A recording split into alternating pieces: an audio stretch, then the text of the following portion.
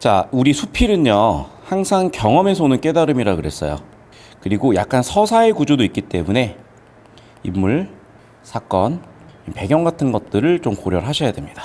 자, 그러면 얼마 전에 텔레비전에서 남북한 이산가족이 만나는 장면을 보았다. 나의 경험이죠.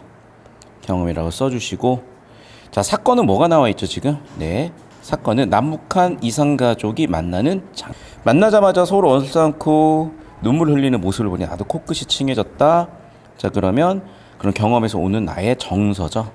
근데 봐봐, 코끝이 찡해졌다는 슬프다 이런 감정어휘가 아니잖아. 그래서 이거를 직접이냐 간접이냐고 하냐면 직접보다는 당연히 간접이 좀 더 가깝죠. 그래도 코끝이 찡해졌다라는 건 관습적 표현이니까 뭐 선생님 따라서는 직접 표현했다라고 하실 수도 있지만 그래도 얘는 그냥 정서를 표현했다. 이 정도가 적절하고 굳이 이제 손을 들려면 간접 쪽이긴 해요. 헤어진 지 50년이 넘어서 다들 할머니, 할아버지. 자, 그러니까 그만큼 시간의 흐름이 있었던 거죠. 하지만 어린 시절 기억은 또렷한 거죠. 함께 텔레비전을 보던 아빠. 이제 그러면 이제 내가 아빠한테 대화하는 거죠. 자, 북한에 친척이 있을지도 모른다는 얘기를 하셨고. 자, 그럼 봐봐.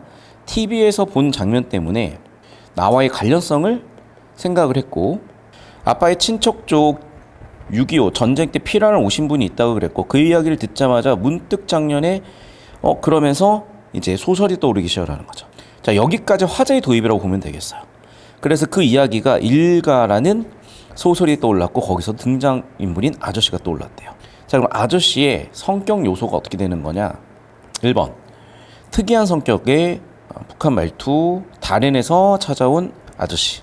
나와 비슷한 또래인 주인공이 갑자기 당숙 아저씨 와가지고 겪게 되는 사건들이 있는 거죠. 처음에는 환대를 하겠죠. 왜? 되게 먼 친척이 왔으니까. 하지만 친척이 계속 머무르다 보면은 그리고 우리 완전히 혈육이긴 하지만 아주 가까운 가족은 아니니까 좀 불편해질 수밖에 없죠. 하루는 주인공에게 온 편지를 엄마가 압수한 일로 부모님 크게 다투고 근데 아마 그게 아저씨 탓이라고 생각을 했나 봐요. 그리고 나는 1년이 지나서야 불편했던 감정이 있었으나 조금 이해를 갖고 공감을 갖고 그러면서 좀 미안한 감정도 있었을 것이고 여러 가지 후회의 감정 같은 것들이 있었겠죠. 그러면서 끝났던 거래. 결국에는 이제 이산가족이 가져온 갈등과 그로 인한 주인공들의 감정선이라고 봐야 되겠네. 주제는 이 소설의 주제는 뭐겠어요? 이산가족 상봉과 그 이후의 사건들 그리고 그것으로 발생한 감정들 이렇게 정리해 놓으시면 되겠고 됐어요. 여기까지 필기? 예, 되셨으면 이제 오른쪽 위로 넘어가가지고 필기 다 하세요. 자, 그러면서 처음 일가를 읽었을 때 아버지의 내 감성은 그렇죠. 이제 주인공 중에 한 명이 엄마 비슷했다고 불편하죠. 근데 1년이 지나서 다시 읽어보니까 또 아저씨가 안 쓰러졌죠. 이제 공감하는 걸로 바뀌게 됐죠. 한국에 아는 사람이라고 없는 주인공의 가족분이었을 텐데 자신을 싫어한다, 매우 속상할 것이다 라고 이제 공감을 하게 됐고 주인공이 1년이 지난 뒤에 아저씨를 떠올리며 눈물을 흘린 것 같이 나도 역시 마찬가지 나의 한 삶을 더 먹은 것이 원인이 되어서 결과적으로 공감을 더 하게 된 것 같다. 이렇게 공손옥 씨께서는 이처럼 상처를 입고 소외받는 사람들의 이야기를 많이 써왔다라고 일단 작가에 대한 정보를 얘기하고 작가의 다른 작품에는 아까 애썼던 그 첫 번째 이산가족 얘기도 있었지만 광주 민주화운동에 아픔 겪은 사람들 가난 때문에 힘든 사람들 이런 주제들을 즉 소외된 이웃에 대해 또는 아픔을 갖고 있는 사람들에 대해서 주제를 담고 있는 거죠.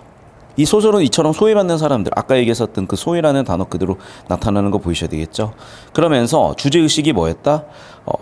정이 사라져가는 현대사회를 비판했다.